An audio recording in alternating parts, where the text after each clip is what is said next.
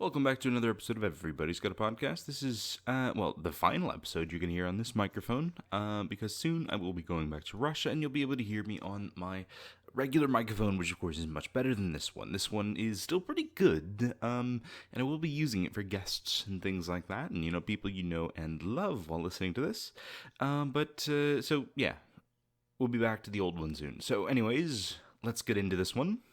Okay, so today's episode is going to be, again, it's going to be more of a serious one. I think I'm going to start taking these in more of a serious direction rather than just simply having fun, because, I want these to be educational, because I'm a teacher and I like to educate.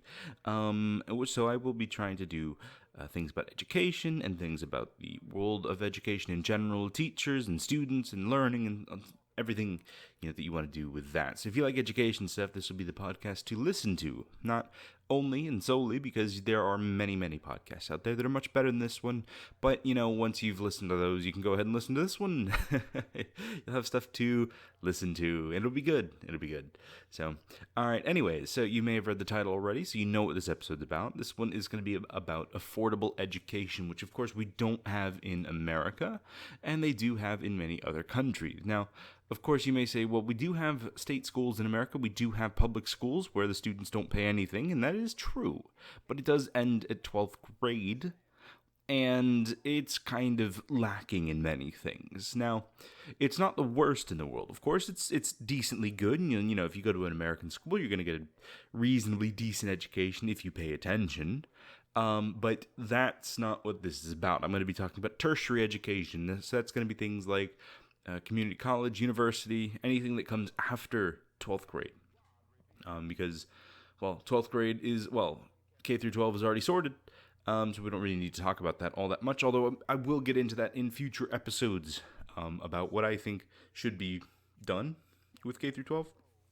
But once I get back to America, I will be teaching probably K through 12, so, I'll be more knowledgeable at that point. At this point, I don't really have any intimate knowledge of that, so I won't comment just yet.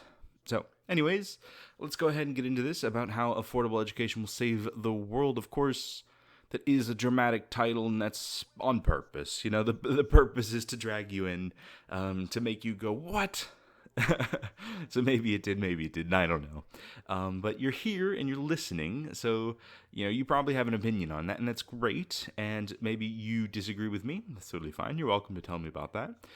So I'm going to go ahead and explain my point, and at any point, you're welcome to stop and send me a message on what you think about the podcast, or what you think about the topic in general.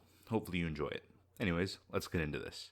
Okay, so let me go ahead and go through a few disclaimers before I get into this. The first one is going to be about, okay, so this isn't factual. I mean, this is information. This is real information. This is my opinion, right? I'm going through this as an opinion piece.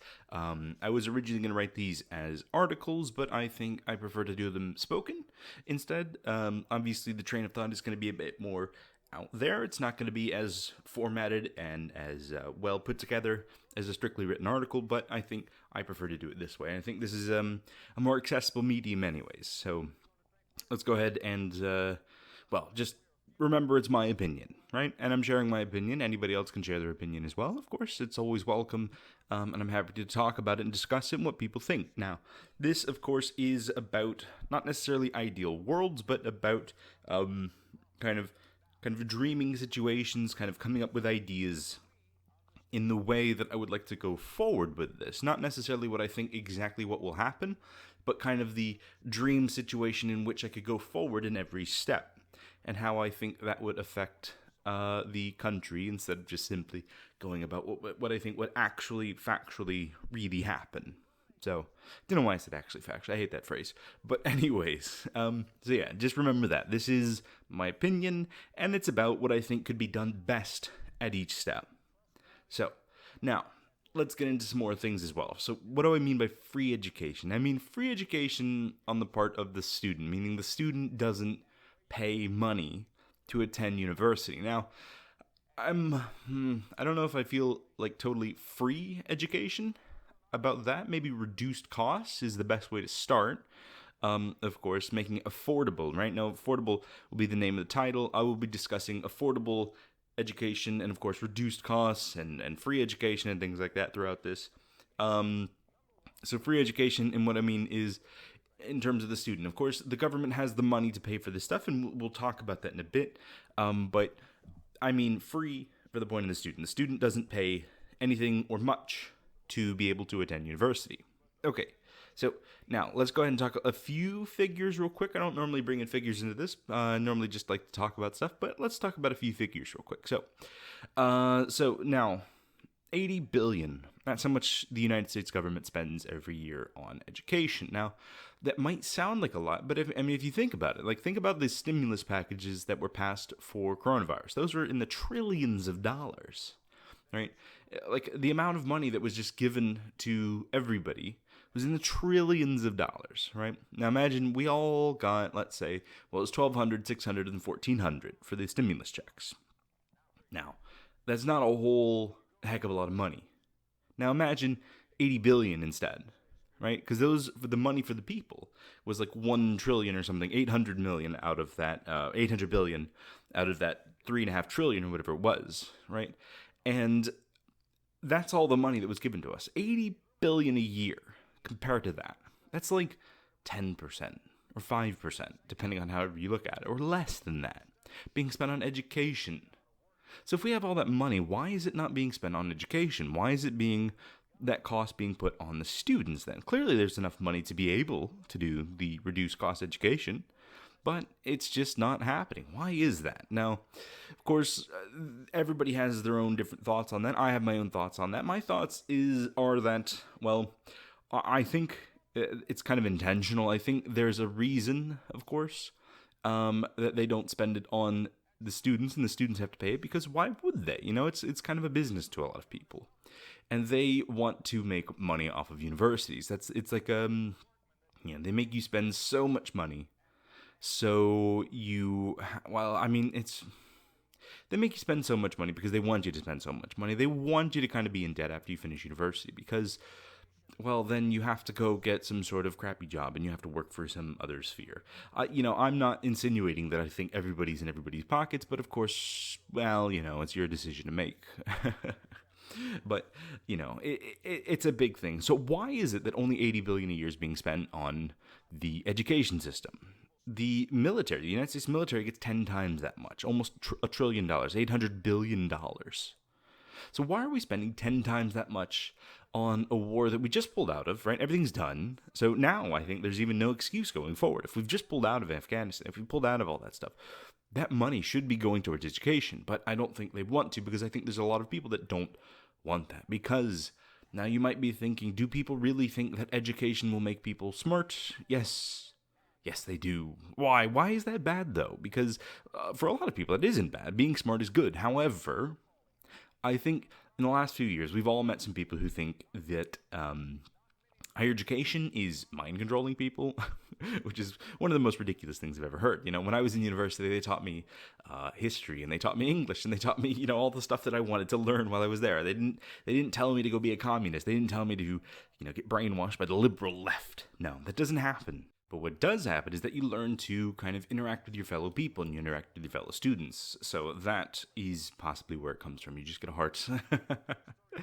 But anyways, yeah. So let's go back to the money. Let's go back to the talking about it. So, that's the base of this whole thing. The money is the root of the evil of the problem. Because if money wasn't involved, then it wouldn't be such a big, bad business. And let me get into that. So, now, where do I start with this? It's hard to explain because there's a lot of it, and I don't really want to start in the wrong place. But so we'll go ahead and say that we'll start with the argument that, if everybody has a college degree, then nobody has a college degree, which I think is ludicrous. I think it's a ridiculous statement to say because, well, college isn't, like, having a degree from university isn't supposed to be a ticket.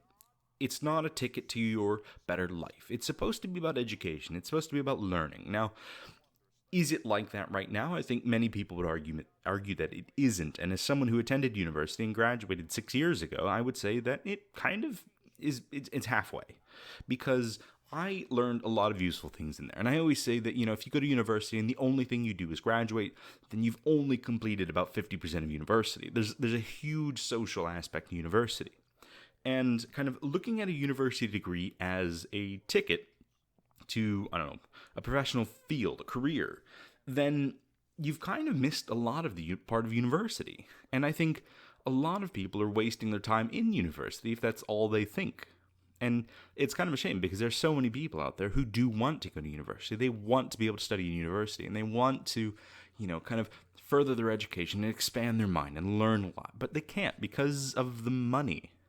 Well, and that's the thing. And that goes back to the root of the problem. How, people think of it as a ticket, because it's not just people that think of it as a ticket. It's employers too. And I'm not saying employers aren't people, but I mean, you know what I mean? Like the hirers versus the hirees, right? The employers versus the employees.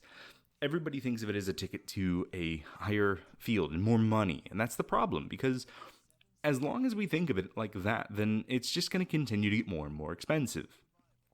That is where we're going to continue to run into these problems, because it isn't like that. Now, the inevitable future is that soon everybody will have a bachelor's degree. Kind of trying to stave that off is just delaying the inevitable. And I think we need to prepare for that, because if we're not prepared for that, then then we're really setting ourselves up for failure, because it's the same with automation. I have my opinions about automation as well, and it's also inevitable. And if we don't prepare for it, then it's just going to be harder to transition to it.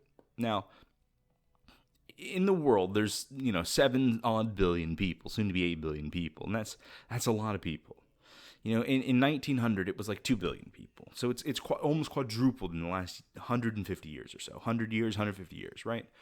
And same thing with university students. I bet there's more people going to university now than had ever gone to university by the time of 1900. Now, obviously, that's a bit of a hyperbole, but you kind of get the point. There's just so much more people now that kind of trying to continue to value the bachelor's degree like that it's a futile battle, because it doesn't really mean that much these days.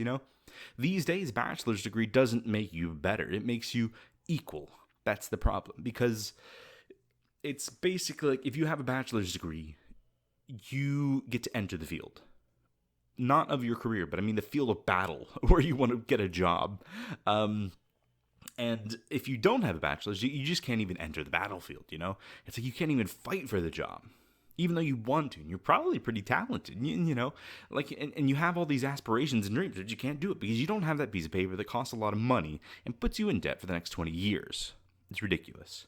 So, where can we go for this? How can we prepare for this? So, the idea of making university affordable to everyone who wants to attend, I think will make everyone better off. Because now we're first going to start with the knowledge part of this. Now, if everybody is able to attend university, that means that once people graduate, I think that'll mean that it'll be easier to find the people who are better, because then you're not just stuck with people who have the money to go to university, but anybody who was good enough to get into university means that they were good enough to graduate, hopefully.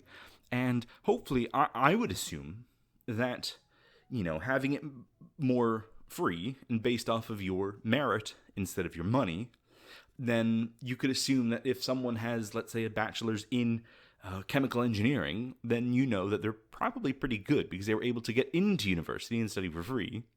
And also they were able to complete the degree because, well, now everybody in there is smart, And as a teacher, I can tell you, when I have a class of people who are smart, it pushes me as well. Because, when you have students who aren't as good, you start with the basics and you go from there and you go slowly over time. But with smart people, it's really fast. There's a lot of information to it, And if everybody in there is there because they earned their place, then I would say that would lead to better outcomes from university, because, well, you just have a whole cycle of people going through who are better. Now, I don't want to talk about university as a singular entity, because it's not. There's many different universities. There's high-level universities, there's low-level universities, and I'll get into who qualifies for what later, But it is a question we have to answer. Let's say who gets into what university? Something to think about for a little bit. Anyways, so I think, as I said before, it turns it more into a meritocracy rather than I don't know, a moneyocracy. Because, I mean, that's how it is now, you know? It's like, if, like, I almost feel like I probably shouldn't have gone to university when I went. And I really kicked myself into gear when I was in university now, and I deserve to have the degrees that I have. But, you know, when I went to university, I was quite lazy, you know? And in this system, I wouldn't have gotten into university if I had been that lazy. But, however, if I had, you know, if I had grown up in a system where I knew that I had to be good to get into university, then I probably would have pushed myself more. I probably would have pushed myself to learn. Now, of course, this goes back to the whole system of K through 12. Is it good enough? Probably not at the moment. It needs to kind of be, you know, looked at again and kind of reformatted into a better way that makes people want to learn. But I think this could be a whole thing we could do in the next, I don't know, 50 years. I think there could be a whole, I don't want to say revolution, but there could be a whole, you know, revitalization of the education system because, well, it doesn't teach people to learn right now. Anyways, let's go back to this. So, another benefit is that it also allows you to make the connections that you need. Because there are these people that, you know, when you go to university, and everybody there is pretty good because they got in because they deserve it, then, you know, if you're able to go there and you're able to meet people who are similar to you or different than you, you know, let's say, for example, you know, you go in there as a music major, and, you know, you're there because you're good, but you can also make friends who are, you know, it's just like normal education now, just like normal university now. You can make friends with people from all different walks of life, but now these people are there because they want to be there, and they're there because they earned their spot. And I feel like that would make for better connections because now, you know, it's like the people you're talking to are, you know, they like what they do, and they're not going to, you know, end up being some guy that just kind of, I don't know, through life and just doesn't really provide, I don't want to say provide value because your friends aren't supposed to provide value to you, but I mean, I think it would just provide an all-around better experience in university in terms of socialization because you would meet people who, you know, want to be there. And, you know, people who don't want to be there don't have to be there. They can go elsewhere. Or, you know, I mean, it's not like, let's just say that, like, free university would mean no private universities. It could be private universities anyways. So, I think just in general, it'll make it for a better, more well-rounded experience in university. I don't know. So anyways, let's go ahead and talk about who can get into what school. So, how can people determine what school that they will get not put into, but be able to apply for? Now, the system that I've thought of is based on, of course, meritocracy. It has to do with K through 12 education system. Now, as I said before, the K through 12 education system is its own can of worms, and it needs to be looked at itself. But for now, we could use it as a starting point. So, I mean, the general idea is that people who are really good, let's say, for example, we're still using the, you know, 4.0 grade point average system, the GPA system. Let's say someone who gets a 3.5 is able to choose kind of any university they want to go. They have that opportunity to study for free at any university they want to because they have the good grades. Now, let's say, for example, if someone gets a 2.0, barely passing, then does that mean that they won't be able to study for free? No, I think they should still be able to study for free because if they want to, right? But, you know, of course, their choices are a bit more limited. You know, where community colleges and things like that form it. That's where they come from, you know? Not where they come from, but that's where they would fit into the system, is that you'd kind of have, like, you know, the Harvards and the Yales and stuff like that would be able to be more picky with this because, you know, the people who got those 3.5s, they did it because they wanted to study hard and they wanted to study at those universities. You know, like, because when I was in school, it was like basically if you had under a 3, you almost couldn't even get into university. You had to try really, really hard or be really, really good at the SATs and ACTs, which I don't like very much. So yeah, so of course meritocracy would be the way to go with this in terms of sorting people into higher level or lower level universities. And it would still allow everybody to study if they wanted to, you know, but it would kind of help ease the infrastructure because it would spread people out and you wouldn't have as much of the mixing. And you could, like, and let's say, for example, you know, if you got a 3.5 and you attended this university that only accepts those people, you would know that you're probably getting into good classes and good lessons and things like that because you know that these people are there because they tried really hard. Now, let's ignore the whole private university thing for now because that's not really a part of what I want to talk about. But, you know, it's still, like, it's the same thing with, like, healthcare. You know, just because there is a free version or a reduced cost version doesn't mean the private version can't still exist. Okay, so now, what else could be used? Well, I was thinking also projects, right? So let's say, for example, universities who want to try to determine what kind of students that they would accept into the universities, they could have some sort of project list that, you could submit with your application. Or let's say, for example, after you apply for it, let's say you have the 3.0 and you want to attend some sort of state university, and they say, okay, well, here's a bit of a project list that we would like you to attempt, or some kind of questions or some sort of test where it would kind of show your knowledge. And I think projects are the best way to do it, because with online tests, they're very boring and they don't really show skill very well. I don't like tests kind of in general, but I think a project could be a great way to do it, because then, let's say, for example, it's like as an engineer, they have you do some basic coding, or they have to do some basic, fluid mechanics, or, just something that like your average high schooler would be able to do, something you'd be able to expect a high schooler to be able to do, nothing that you would need, of course, university level knowledge to do, because, well, that's where you're going to university. And I think this would be a great way of not necessarily weeding out. I don't like the phrase weeding out, but I think it would be a great way of showing, who is really interested in it. Because, sometimes just simply the difficulty or the effort that's required to be put into these things kind of, sorts people out. It kind of, shows you who really wants to be there. Because, as I said before, when I started university, I just took the test, I just did my grades, and I just showed up. I didn't really care that much when I got there. And of course, as I said, it all changed when I was there. But had I known that there was going to be a lot of effort required into this, I think I would have tried a lot harder in school. And I think many people would as well. Now, the only sole motivation factor being difficulty is not a great one. It should kind of come from an internal thing of people wanting to be good at it. But I think people should have the option. If they're smart, if they have the initiative and the effort, and they want to do it, I think that should be an option for everyone. Okay, so infrastructure, of course, is always going to be the biggest problem. And, how are you going to be able to sort that out? Well, that's a big question, isn't it? It's a really big question. I haven't worked on everything yet, but I think the biggest way, of course, is just simply spreading it out and kind of making it, more difficult to get into the higher level ones and more accessible for the lower level ones. And I think that would also kind of push the initiative of building more schools everywhere. So, for example, in case someone, can only get into a smaller school, but, let's say there's only schools an hour away from their little town, but, let's say, for example, they have there's money for it, and they're able to build smaller universities for those types of people, then I think it can kind of push the infrastructure into smaller towns. Okay, so let me get into the big question of this. Where does this all go? Why? What's the kind of the butterfly effect of all of this stuff? Well, in my opinion, everything. Of course, it's a big answer, but, I think it would definitely affect everything. Because the biggest motivation for people graduating university now to find a big job is, of course, to pay off their student loans. And that's a terrible motivation to get a big job because, well, you don't actually get to use that money, do you? And that money doesn't really get used, in my opinion. I think a lot of that money just kind of gets held on to by the companies that take it, I'm not going to call it any names, but they don't really add value using that money. They just take that money. It just gets kind of sucked into a void. Now, I think a lot of money is wasted in that fact.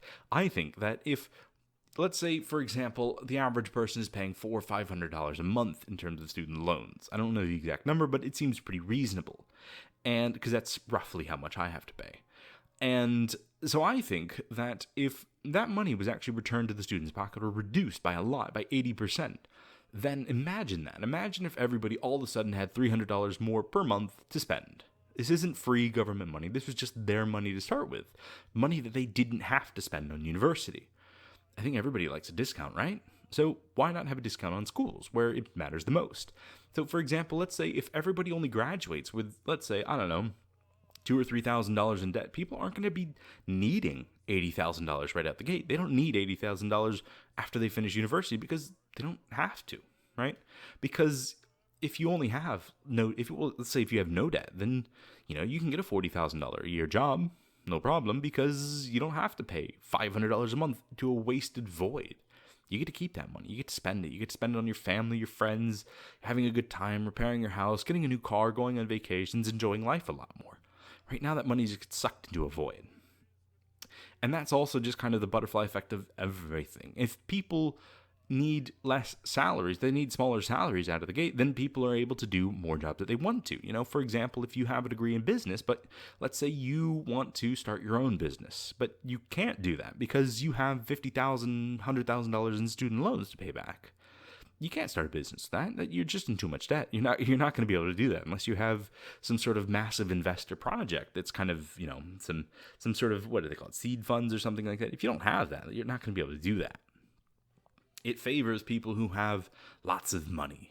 And I think that's many of the people who think of university as a ticket to kind of a better career are people who already have money. They don't think about it as I don't know, from the perspective of people who don't have money. Because right now it's not seen as a ticket, it's seen as more of a barrier for those types of people. And, if people don't have so much debt out of university, they're able to do all sorts of different things, right? You're able to just enjoy life and spend it on the economy. Because, if the economy is worth several, what's it like? The GDP is like 18 trillion, $20 trillion or something like that. But let's say, what's it like, over $1 trillion in debt and student loans? Like, imagine if all of a sudden $1 trillion was flooded back into the economy because people had been able to, or over the years, $1 trillion had been kind of, trickling into the economy. It would be so much better for everyone, because then there would also be less stress. Debt leads to stress, and less stress means less violence, less crime, probably less anger, less fighting. There's just so much good that could be had from reducing the cost of university. I think it would genuinely save the world. If people didn't have to earn so much money because they had so much debt, they wouldn't be stuck in on the ever burning treadmill of money to debt to job to whatever to death, right? It's not the way to live. If you look at Europe, if you look at places where they do have free university, when people graduate, they don't have as much stress as they do in America because they don't have to worry as much. Like if you go to university in Norway and you graduate, you can accept a job making, a couple, I don't know the conversion to krona, but let's say the equivalent of like $30,000, $35,000 a year, because you don't have to pay that much. Doctors don't need incredible salaries, and therefore healthcare can go down. Teachers don't need as high. Education can go down. People don't need as much money. Just the cost of things would probably go down because people wouldn't need to charge so much. If doctors didn't have $300,000 in debt or $500,000 in debt when they finished, they wouldn't need to charge, $10,000 for whatever dental procedure you do because, it's unnecessary. People wouldn't be able to pay it. People wouldn't want to pay it because it's ridiculous, right? And we all know it's ridiculous right now, but I think it would just lead to just such an overall benefit to everyone in general because, well, people would just have more money. It would make the world a bit more equal, or at least America more equal, because then it wouldn't be such a barrier. It wouldn't be such a wall between, having a decent life and it's not even having a decent life. It's just having a life in general. Just having that university degree. It means so much right now, but it means so little as well. Why is that? Why do we value it so much when it doesn't really mean that much? All these people, I bet 80% of people, maybe not 80, but 60% of people who went through university don't even care. They don't remember the stuff that they did. They didn't want to go to university, but they did anyways because it's like their ticket to getting a job, because their parents told them, because that's what, employers tell people, that's what everybody tells everybody, is that you need to get a university degree so you can get a good job.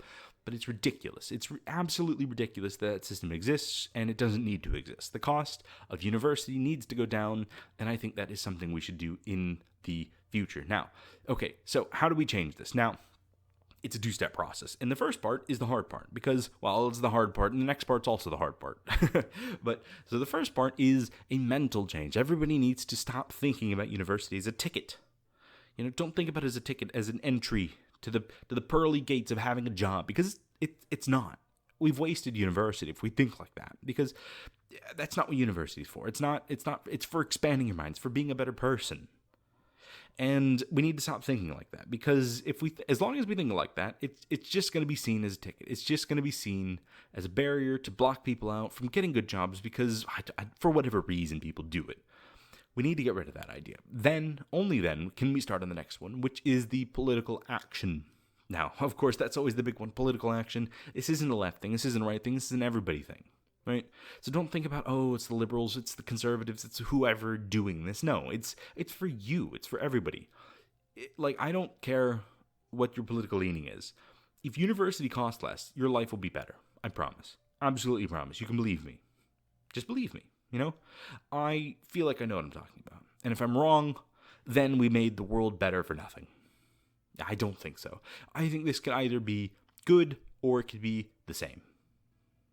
So we'll have to see from there, because I don't see any foreseeable future where having a reduced cost university would be bad for America. Because right now it's ridiculous. The situation is absolutely ridiculous. Education is not about making massive profits. It's not about profits in general. It's about teaching people. It's about educating people, making the world smarter. If the world's smarter, we wouldn't have people taking horse dewormers to fight coronavirus, right? We would have, people smart enough to get a vaccine and to wear a mask and to stop ruining everything. A smarter world's a better world. People who are smart, I'm sure there's I'm not going to get into the statistics of what smarter people do versus what less educated people do, because that's a whole other debate. And it's not for this type. That's a sociological thing. And just in general, the world, I promise you, doesn't matter who you are, what you do, where you are in this world, reduce cost education. If you're American, this is for American people usually, but for kind of the impact of it. But in general, I'm sure your country maybe could use also some reformation in terms of education. I think probably every country does. But this is for everybody. Just for the world. Let's make the world a better place. Come on, let's do it. It's a pretty rough world out there right now, right? And the last thing we need to do is worry about money. The last thing we need to do is worry about education, because education's for everyone. And that's something I will take to me to the grave, For the next however many years that I live, hopefully many, I will always think of education as for everyone, not for people who can afford it. So, anyways, thank you so much for listening. Please share it with your friends. You're welcome to send it to anybody, or send me a message, depending on what you think about all of this. If you have some opinions you agree, go ahead. You can tell me. If you disagree, let me know, and I'll be happy to chat about it. If I missed anything, let me know. If you liked it, let me know. If you didn't like it, let me know. If there's something you'd like to add, let me know. Yeah. So thank you so much for listening. I hope you're doing well. I hope everything's going well for you. And thank you, and goodbye.